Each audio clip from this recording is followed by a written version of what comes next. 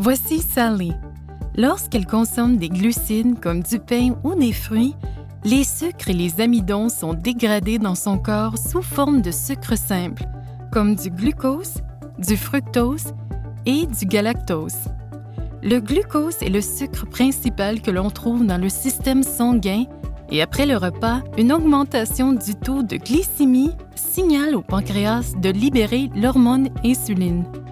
L'insuline agit comme une clé permettant au glucose dans le sang de pénétrer dans les cellules des différentes parties du corps, comme les muscles et le cerveau. L'énergie du glucose est lentement consommée à mesure des activités de Sally, comme le nettoyage et la marche. Cette énergie doit donc être restockée et tirée de la nourriture qu'elle consomme au repas suivant. La manière d'utiliser le glucose dans le corps peut varier, particulièrement chez quelqu'un atteint de diabète de type 2, comme Joe, l'ami de Sally. Certaines parties de son corps, comme ses muscles, ne répondent pas bien à l'insuline et au déverrouillage des cellules permettant de laisser entrer le glucose. Avec le temps, une trop grande quantité de glucose est dans le sang et seule une petite quantité pénètre dans ces parties importantes de son corps.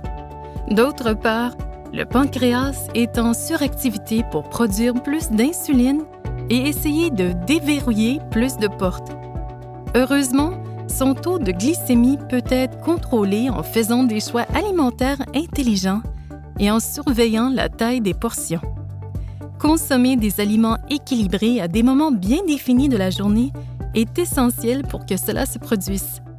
Certains des choix de Joe en matière de glucides contiennent naturellement des sucres provenant des fruits, des légumes et des produits laitiers qui lui offrent aussi des nutriments clés comme des fibres, des protéines, ainsi que des vitamines et des minéraux.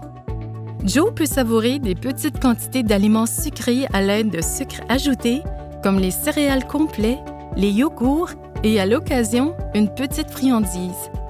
Un régime alimentaire bien équilibré et une activité physique régulière sont importants pour sa santé et son bien-être.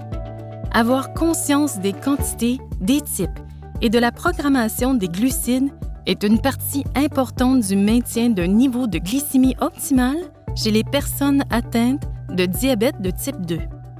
Cette vidéo a été revue et approuvée par un groupe de diététistes enregistrés et d'éducateurs spécialisés sur le diabète.